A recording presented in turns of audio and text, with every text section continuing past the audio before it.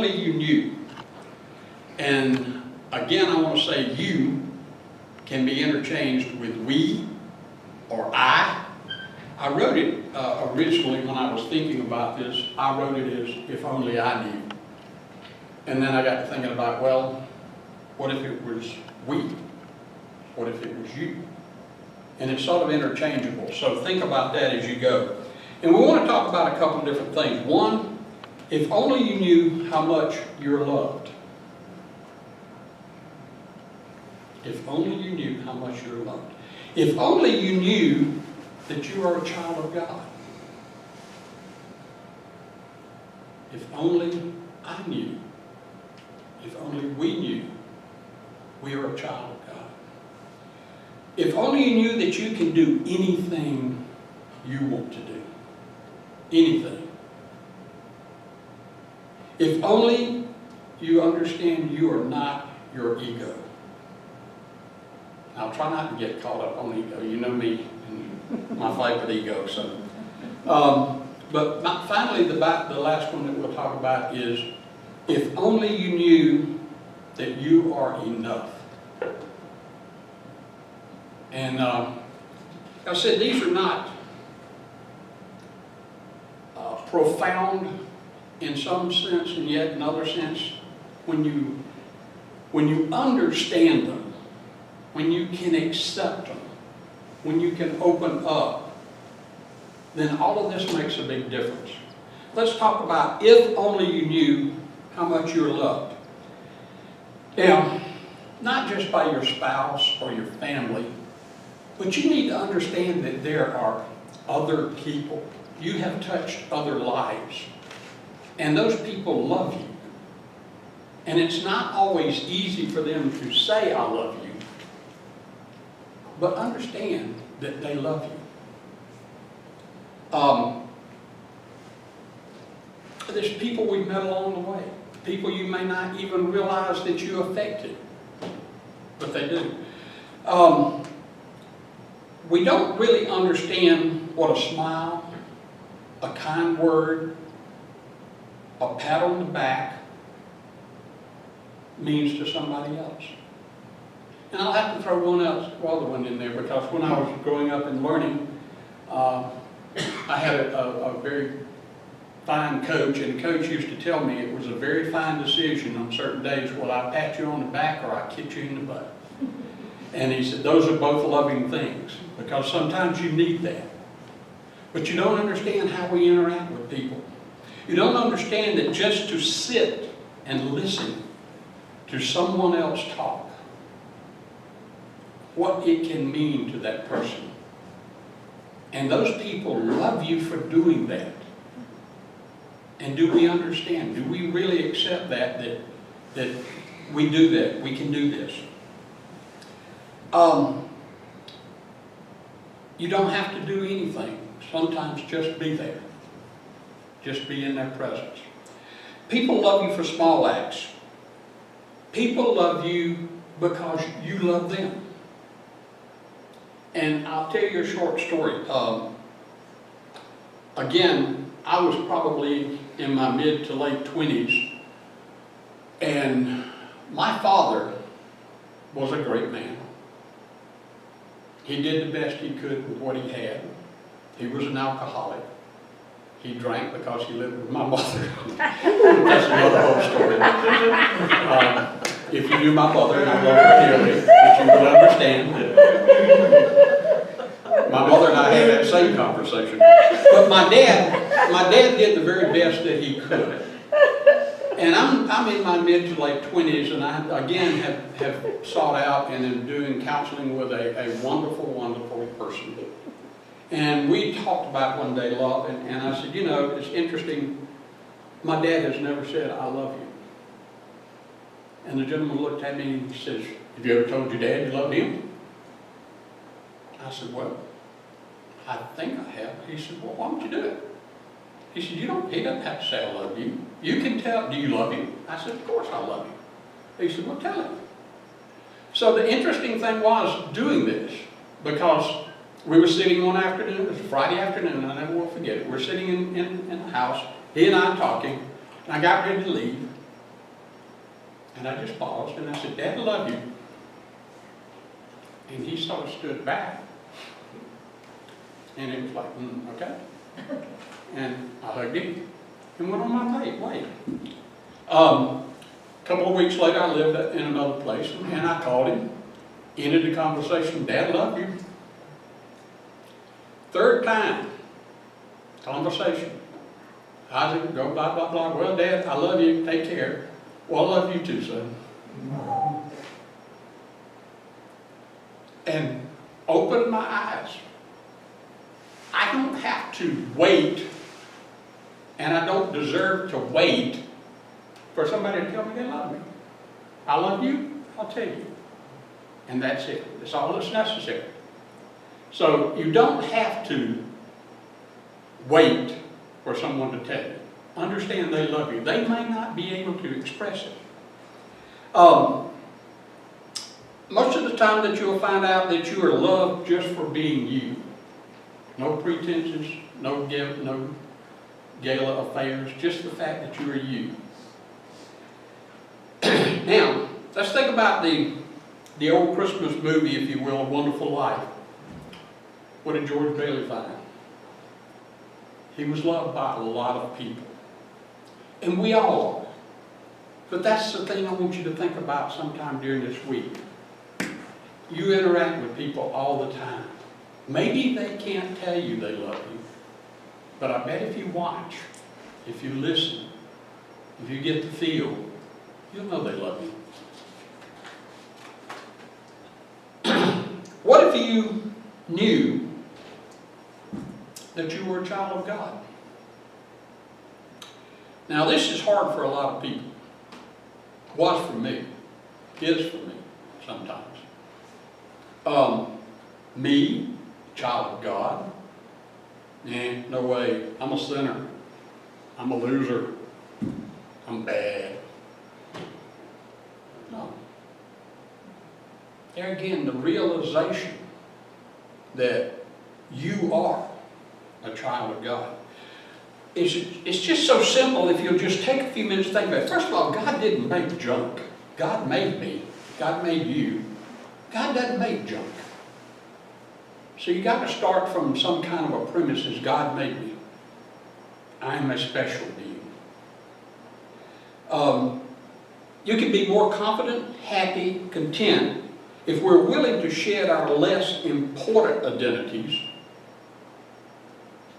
and place our divine origins at the very forefront of our self-perceptions. The identity as a child of God can never ever be threatened or taken away from you. Nobody can come in and tell me, no, you're not a child of God.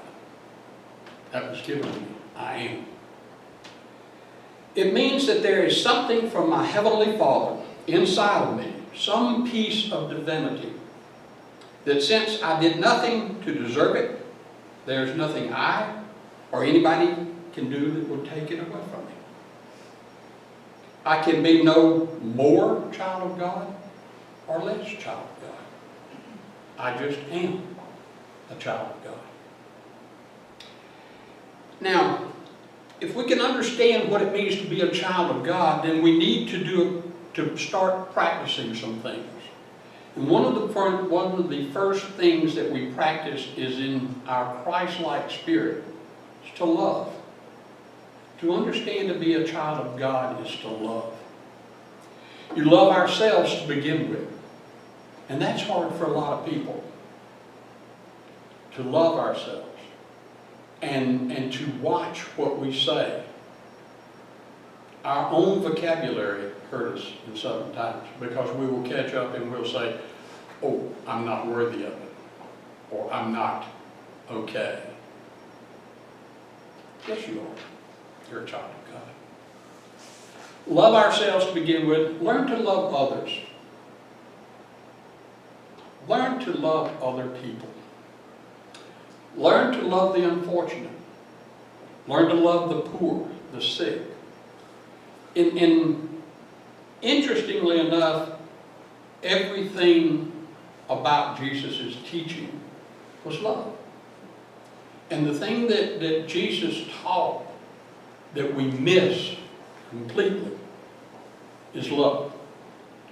It wasn't all about these other things. It's basically about the fact that he went about the world loving people and showing that everybody could be loved and everybody could love.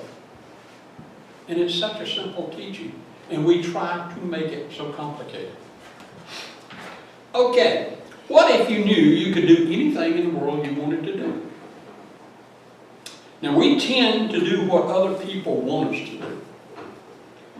We tend to try to please everyone. I don't know if y'all have seen the little Facebook thing, and I apologize for being a little ugly, but I'll have to say it. It's the lady standing there with a cup of coffee, and she says, I found out that trying to please everyone is impossible, but pissing off everybody is just about easy as it can get. So, the thing about it is we do try to please people. We tend to want to fit in. And just because something is not a part of my past, doesn't mean it can't be a part of my future. But I have to learn to believe in myself. If I want to do anything in this world I want to do, I have to start by believing in myself. I have to learn to act, to do something. It's not going to come all by itself. You're going to have to get up and go. You're going to have to get up and do. Learn to move. Don't be stuck. Learn not to worry about what other people think about us. Learn not to worry about what other people think about us. You know, that's their problem, not yours. And the interesting thing about it is when you get down to it, when you really ask them, the other people, you know, what do you think about it? I don't know. I hadn't thought about it. I'm worrying about whether you're thinking about what you think about me and you're not even thinking about me. Whoa. A little hip to the ego over here. But learn to say yes.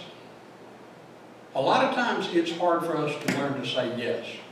But if you're going to do what you want to do in this world, there got to be times when you say, yes, I'll do that. Yes, I'll take care of it. Yes, it'll get done. Learn to love, we talk about that. Now here's the most important part of this whole thing. One of the key things that I want to get across to you today is learn, please, accept, receive it. Everything that you will ever need in this entire world is already inside you. It's there. Believe in it. Understand it. Trust it. It's there. It's there for you. Now, I'm not saying don't read books. I read books. I listen to TED Talks. I do all these, and they enhance the thing. But the other thing is, when it gets down to it, when I have to face what's happening, then I understand that, okay, I can make it because it's already in here, and it will be there when I need it. If you ask for your highest good, trust the power within to provide it for you. Here's a quote from Louise Hay. When we get frightened, we try to control everything and then we shut off the flow of good. Trust life. Everything we need is here for us. Louise Hay. And then this one, the thing that makes me different are the things that make me. Winnie the Pooh. So you can't be bad. Now, let's think a little bit about some other things. To do the things that we want to do, whatever they are. Very early on in life, I got a set of tapes from Earl Nightingale. And there were, I don't know, 20 tapes, whatever. They stayed in my car. I played them. I listened to them. I wore them out. I had to buy another set.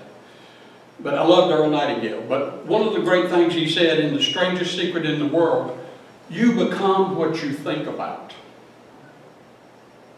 And that was so simple. But it's, what do you want to do? You see it. You accept it. You live it. It's there. You're part of it. You fake it till you make it. All of those things. He also said, believe and succeed. And Jesus said, As ye believe, so shall it be done unto you. As ye believe, so shall it be done unto you. And Benjamin Franklin said, you can do anything you set your mind to. Now, having said all of those things, and understanding that if to do what you want to do, to be what you want to be, it comes from you. And there are one or two things that I will say about that other. Everybody has heard the fear of failure. I'm afraid that if I do that, I will fail. Did you know that on the other side of that, there's the fear of success? And that I had that brought home to me because the gentleman I was working with, and I was paying him for his services to coach me, and that was what he told me. He said, you don't have a fear of failure. He said, you got a fear of success. He said, your fear, if you get that, then you got to change everything about your life to fit this new lifestyle. And I sat there and looked at him and I said, you're right. I didn't want to change it. I was comfortable over here, but I wanted that, but I didn't want it hard enough not to really understand it. So I had to change my thinking. I had to change my sights. I had to change my vision. But then you could go after it. I got it. Didn't know what to do with it when I got it, but I got it. Now, what would you do if only you knew that you're not your ego?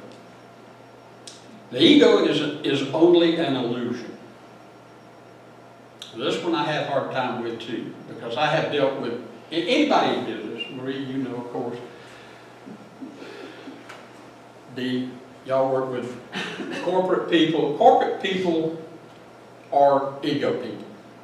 It just, I'm sorry, you gotta have it to be in that kind of a business. And egos are all throughout life, period, end of story. It is interesting to me sometimes that it's really hard to fit into a room because of all the egos. You walk in and you have to sort of slide around the room and find your little corner that you can sit down because ego fills up the whole room. But ego's only an illusion. It's a very influential one. Letting the ego become the identity can prevent you from knowing your true self. Ego, the false idea of believing that you are what you have or what you do. And I can't tell you the number of Mercedes that have been sold because of what they have on Rolex watches.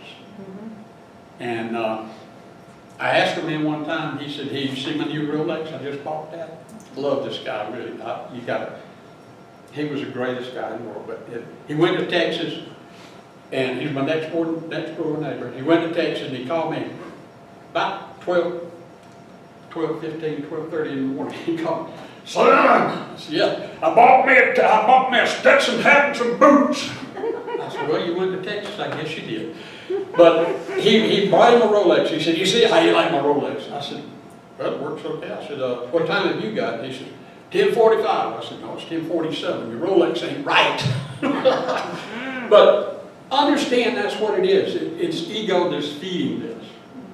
And if you've got a balance, if you can understand that balance and put ego in its place, then you're working, you're fine. But what happens? Ego takes over. Ego does not like change, fear of the unknown. Ego wants to know exactly what's going on. Ego hides behind the opinions we perceive to be true. Ego expresses anger. And that one I really had to understand. When you're challenged, ego will come out. And it'll come out fighting. And ego needs to impress others. Now, how can we work with that? First of all, pay attention to the voices in your head. Your thoughts and feelings do not own you. Embrace change. Keep growing. Embrace mistakes. That was hard too for people to understand. In working with salespeople, they used to come in and they would almost, well, flat out, they would lie to you rather than let you know they made a mistake. And I looked at them and I said, "Now you made 2 mistakes. One, you made a mistake, and 2, you lied to me. That's a mistake." So understand that you're going to make mistakes. I do every day of my life. But I said, make a mistake. I am going to do the best I can not do that again tomorrow. Except that we are a never-ending work in process. Ask for help when you need it. Stop comparing yourself to others. Start to really love yourself and your true self. Stop worrying about what other people think about you. We've already talked about that. Understand the situation to decide what is to be done and act. Again, doing something. And if it all else fails, take a deep breath, count to 10, say, "I got this. I can do it." And then finally, if only you knew that you are enough, that we are enough, that I'm enough. And I'm here to tell you, you're strong enough, you're smart enough, you're pretty enough, you're needed enough,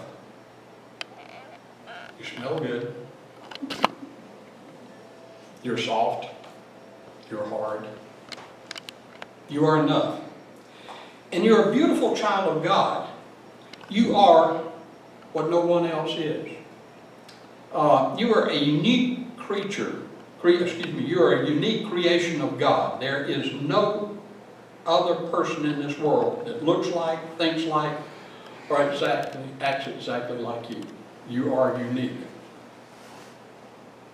You're special and you're in love. You're loved. And rejoice in the fact that you are enough for anything that you ever have to do. Now let me go back finally and say a couple of things. I'm going to repeat myself. You really have to get to the point to understand that you are enough. You've got to be able to accept that and believe in it.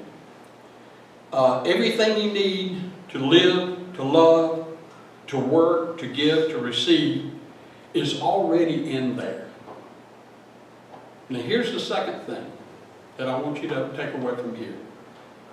In order to do this, there are a couple of little short steps. One, two, three. Listen, believe, and act. Learn to listen to yourself. Listen to the inner voices. Listen to the divine spirit. Believe. You've got to believe it. It's not going to happen unless you believe it's going to happen. And you can't say, "I want to wait till it happens and then I'll believe it." You've got to believe first. And then you've got to act. And act strong. And so it is. Thank you.